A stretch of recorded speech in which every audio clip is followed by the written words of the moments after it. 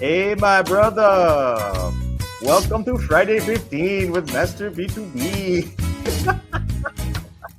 Folks, we are broadcasting from the fine land of palm trees today, the great state of Florida. Thank you, everyone, for joining us. My name is Brian Beck. I'm here with Andy Hoare, Mr. Cool, over there with his shades on, hanging out. You're still at the resort there, Andy. Oh, and drinking on the job, too. I see. What do you got in that fine cocktail there, sir?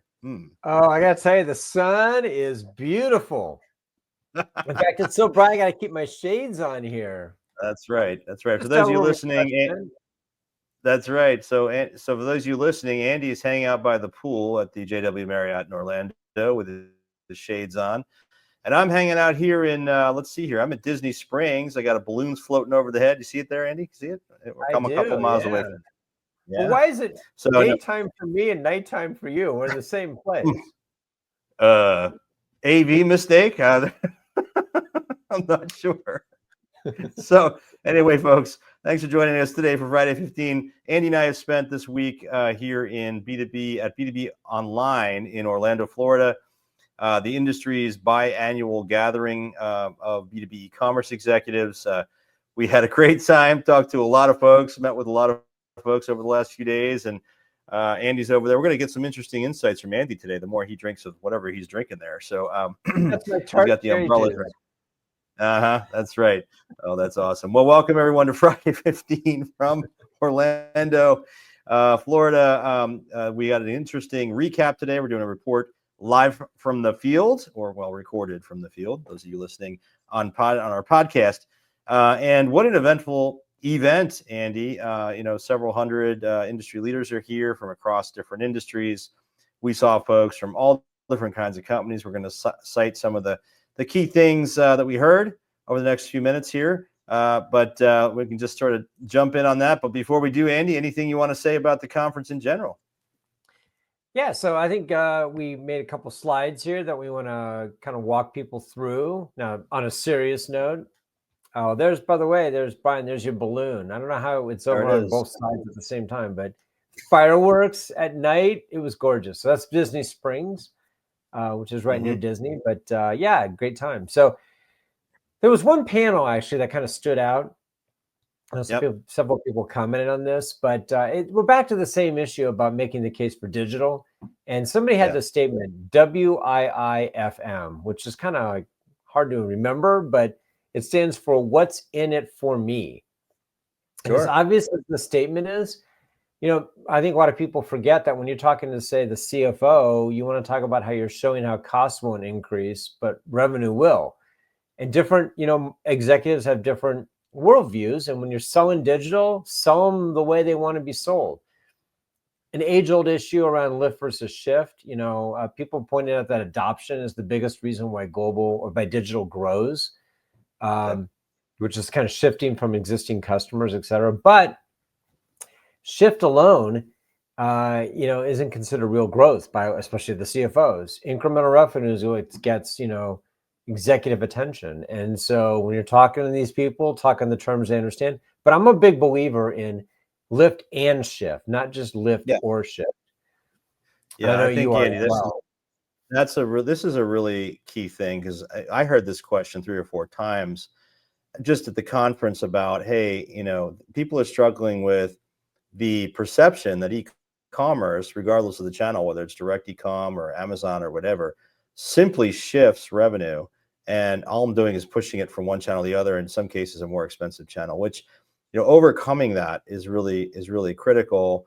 And what's fascinating is, and we'll even share some stories here from the conference a little bit later about companies that have been really successful with their rollouts, seeing overall lifts in the business when they go to e-commerce, even the e-commerce channels of their resellers, because they're better prepared to enable the channel for growth, better data, better analytics, better pictures and videos, all kinds of things, right? Just asset improvement alone can be beneficial to the channel, even when a company like a manufacturer moves directly into e-commerce. So this was fascinating. We're still having the discussion, that the industry is still at this, and we haven't moved beyond it, but it's a real struggle. Well, and then we have this double standard that persists, which is online has to demonstrate down to the penny where all the money is, what the return is on it. And because online has historically been able to do that, it's held to that standard. Fine. But if I talked to one executive, I talked to several at this event who said the offline money is not being held to the same standard. They go spend money on trade shows, they spend money on giveaways, et cetera, and they can't even measure what the value of that is, down to the hundreds of dollars, tens of dollars, or penny. But for some reason, e-commerce has to produce down to the penny, but everybody else can just round up to the nearest $1,000. So that's frustrating to digital executives. I still think that equilibrium will be found, though, because at the end of the day, if you can measure something with precision, you're going to get more money because at least you know what you're getting out of it. Yeah, I was talking to Corey Case, the CMO at Farnova, about this at dinner, one of our dinners, Andy, and he oversees all the marketing. But even his world where he oversees the budgets, I mean, it's hard even to shift. And he understands digital. He's very sophisticated. It's hard to shift the organization's thinking around this because they've been doing those traditional methods for so long. This last piece here is really fascinating that we heard, which was the counterfactual. What happens if we don't do this? In other words, if we don't invest in digital or e-commerce, that was an interesting point that we heard. And it's almost like it's not doomsaying, but it's existential, right? If we don't do it, we're going to lose share. One of the best places to find out what the real situation is just look at Amazon, right? And search your brand, not your brand, but just your product category on Amazon. You see all these brands. I did this just a couple days ago with one of the attendees. We're looking at his brand on Amazon. We said, gosh, look at these companies doing all this volume they never heard of, right? All these brands you never heard of, a lot of them coming out of Asia. And so this counterfactual thing is now resonating. We heard it on the main stage in panels. We need to do this kind of or else, right?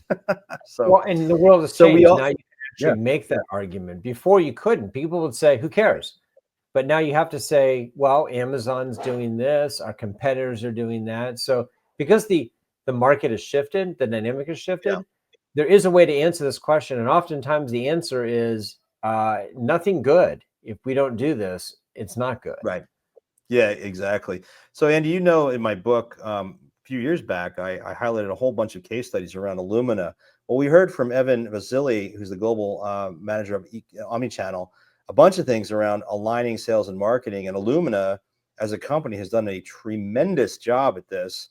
They're a $3.5 billion company getting almost half of their revenue from digital channels, e-commerce, e-procurement. And they, if anyone can speak to this, he can, and Illumina can, because they've done it so successfully. And he shared some not so basic basics, right, Andy? What did he talk about? Yeah, I think there are 7, but I think we're going to highlight just 3 here. One is get shared dashboards and align KPIs. I mean, this is just blocking and tackling, but so many companies don't do it. Sales has their KPIs and marketing has their KPIs, and sadly, they don't often overlap. Another big one is getting everybody in the same room. That's really key because, they talk about this, but oftentimes they just don't get in the same room and talk about stuff. They talk past each other versus with each other. But the biggest one was the one we kind of underlined here, which was getting sales to use the content that already exists. Sales, I've worked with salespeople before, God love them, but they always want more information and they always want different information. And marketing doesn't really push the issue here and says, hey, we have given you really good stuff, case studies, etc. It's just easy to blame marketing when things are not sold well. And so marketing's got to push back and say, hey, look, we've got the content. Use what we've given you. Yeah, absolutely. So, that was a really interesting session. Then AI, of course, continues to be all the buzz. And Emanuela Delgado, SVP at Partstown, which is a very large distributor, her session at the beginning of the conference got a lot of attention. We heard it throughout the conference. Some of the points that she made. What was she talking about, Andy? Well, she talked a lot about customer service and the opportunity for AI with regard to customer service. And she said, when you think about it, think about shifting from a reactive mindset to a proactive mindset when it comes to customer service. So instead of just waiting for people to reach out to you, potentially reaching out to them using AI, asking, hey, are you struggling here? How can we provide you with more information, et cetera? She pointed out something too about sentiment analysis to gain insights. Like, using customer service phone calls to get insights, like why didn't people convert? Why aren't these calls converting? Why are customers calling and not using the website? I know I've talked with companies before that have thrown all of their customer service transcripts into AI and then had it kind of summarize. That's the beauty of AI, is actually, if it's something that's known, it can read through it, distill it down, almost like note-taking can, and provide insights that perhaps, at scale you've never looked at before. She said that data, and this is, well known, but always good to hear, that data is the key, and your AI will only be as good as the quality of your data. Quality of the data is bad, the AI is going to be bad, right? And the last point that she made was, about having guardrails in place. If you don't have human validation and intervention, anything you build can be a risk to your business. So it's not ready to take our hands off the wheel yet and let AI take the wheel. You got to have some guardrails in place, and it's got to be smart to do it. But I actually think we shifted, and we're going to continue shifting away from human first, AI second, to AI first, human second. But that human dimension is really critical. Yeah, agreed. This was point, the dinners, and we had a bunch of executive dinners at the conference, and this, one of the tables, we had one of the dinners, we had a big long table, about 12 executives sitting at it. One of the execs said, "Hey, I want to, can you guys just be quiet for a second? I want to ask the table, how are you practically using this AI?" And I think you had the same thing in your dinner too, Andy, where people are just asking the question. I was reading through Jacoby Z. Jacoby, if you're listening, I can't pronounce your last name. I'm sorry, man. He's with Luminous Labs and is his SVP of strategy, I believe, there. And Jacoby wrote up a quick recap of the conference today, and I heard him say, he cited this. I thought it was great. He was talking about AI, and he said, "Hey, are we beating a dead horse at this point? There's still too much emphasis on AI as the spearhead of the solution rather than treating it as an ingredient that enhances them. Makes me roll my eyes as an IT guy. I think of it as the salt, not the headline," which is a really interesting point because, you think about search, Andy, you think about other solutions, and it really is a part of the solution, not the solution necessarily itself. It has to solve a pain point, right? Or has to be part of a solution to a pain point. I thought that was an interesting perspective. Yeah, it's been overhyped too, which is unfortunate because I think there are many use cases right now that are emerging for AI that people are going to dismiss because of the overhype, mostly coming from the vendors who are trying to increase the valuation by adding the word AI to the end of it. And in fact, I was talking with somebody today who was looking at search technologies, and I said, "Hey, there's one company I'm talking to that, AI is every other word out of their mouth." And they said, this is their real differentiator. And he kind of rolled his eyes and said, "You know what? I've actually told them when they come on site and meet with my team, stop talking about Gen AI because it's not resonating. You're saying things that don't exist today." And he said, "I'm looking for practical use cases." And I heard the same thing you did. People were asking me at the event, "Hey, how are people actually using AI? And I want to hear how other people are doing this." So I would suspect that's the number one reason people came to the event from a content perspective, was just to understand what other people were doing and not doing with AI. Sure. Yeah, that's a key driver. No question. Yeah, we'll be master B2B.ai pretty soon, right, Andy? So getting the other theme was there you go. So we heard from Alice Peregori. I'm sorry, Alice, if I'm pronouncing your name wrong.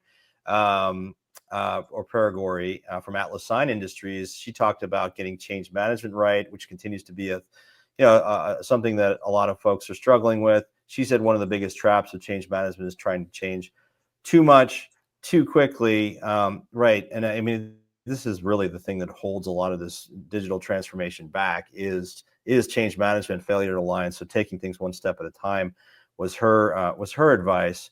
And then, Andy, I heard something really interesting. And Nick, the obliterator Ostergaard, Nick from Toyota Material Handling, he runs their digital solutions function. He talked about leveraging the Japanese business practices for digital, and also he shared with me some things that were really insightful about learning how to manage cross culturally. And he cited these concepts, and you'll probably say them better than me, but Genshi, Genbutsu, Nemawashi, and Kaizen, which have to do with going to the source and gaining alignment, building consensus. So even before you walk into a meeting, the decision's already made. You're doing these things one by one, and then continuously improving. But one of the key things he said that was interesting that he learned in working with Japanese management is that, they're continually asking questions, feel like they're never making a decision.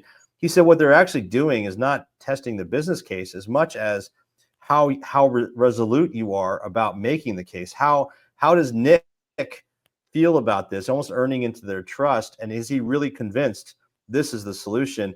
And it's almost like traditional B2B relationship, kind of management, where you're earning the trust. He's earning the trust of the Japanese management, and until he realized that, it took him a lot longer to get to a solution or get to an agreement on a path, a course of action.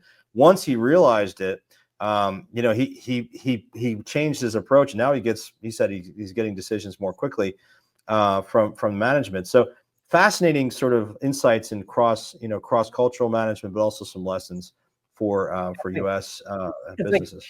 It sounds like it's like commitment due diligence. They want to know that you're actually committed to something. And if you make an argument and they ask a question and then it collapses, well, you weren't very committed to it. Plus, honor is very important in Asian society. And so if you lie once, okay, that's one thing. If you lie twice, 3 times, 10 times, if you're committed to something you're not really committed to, then you're consistently lying over and over again. So it's kind of an interesting insight.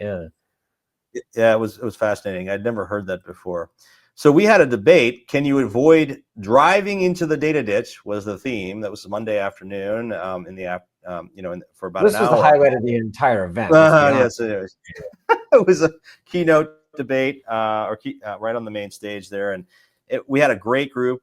We had of practitioners, 2 teams. Andy, I sided with team inevitable, meaning that it's inevitable you're going to end up in the data ditch, and you have to kind of prepare and assume that you're going to have to clean up data later. And that was the Gangsta Gupta from Tesco Technologies. The Gangsters are a boxing name, and Jennifer Oscar the Grouch, or Jennifer Oscar the Grouch. We just put the Grouch at the end of her name, and she loved it. It was funny. She's from Dexter Group, where they make axles and components for trailers and things. And then your team, Andy, was team preventable, which means, hey, we can prevent this at the source. And you had Kelly, the Irish Fury, Flaherty from Sarnova. I did a poor. The Irish can fight. Nick, they can, yes. Give me Guinness. Nick, the Obliterator Ostegard from Toyota Material Handling, team preventable. These are all very seasoned practitioners, been in it for a long time. And we use this analogy of the water treatment process. Andy, talk about this for a second. Yeah, I mean, it's very similar. Like, water comes in raw and it comes out the other end pure and distributable to people who are going to drink it. Well, data is not terribly different. It comes in a raw format. It gets treated through filtered and normalized and standardized and eventually stored. Here we have a picture of a water tower in an environment that's more like an ERP or a PIM. And it gets distributed out to internal customers and external customers. And the debate was, can you fix the data when it comes in raw?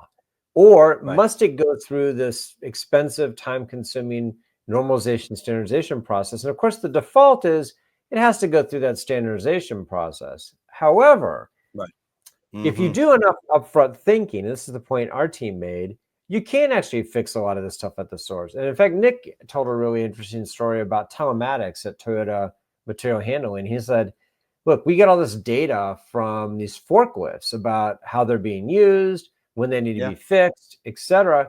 Well, that data, if we didn't actually do a lot of thinking up front about how to organize and standardize that data, instead of calling the same thing 73 different things, we wouldn't be able to use that telematics information. So they did the work up front, and now they have this multi-million-dollar telematics business because they did the work on the data up front. So it is possible to do this, as opposed to resigning yourself to taking all, like you cynics were, taking all this dirty data, and it's always going to be dirty, and we're just going to have to fix it. So this is a picture of us on stage here. Again, so we made some interesting arguments.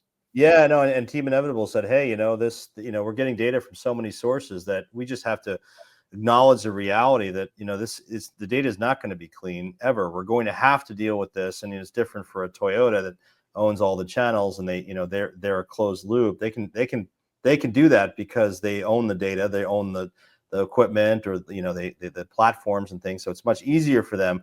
So we asked the audience, to vote on this. Andy, we had my highly accurate. We do an audible decibel meter, and we asked the audience to clap and cheer. And well, who won? Well, I didn't win again. Darn it. Yeah, just so Team people who can't see. For those who can't see the picture here, it's important to show there are 6 people in front here. We're all standing next to one another. Me and my team on one side, Brian and his team on the other side. And we have a big box around with an arrow pointed at it saying winners.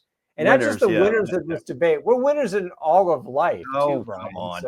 So this was close, though, folks. I mean, we were very close on the voting, and but because I think there's an acknowledgement from both teams, really, Andy, that there is some uncleanliness here, and it probably will persist. We talked about AI, and we talked about the fact that AI has the promise to solve some of this, particularly normalization, but it's not there yet, right? And that was a lot of the conclusion. But it was a great debate and fun as always. I think that was almost our 32nd or 33rd or 35th one of these debates we've done.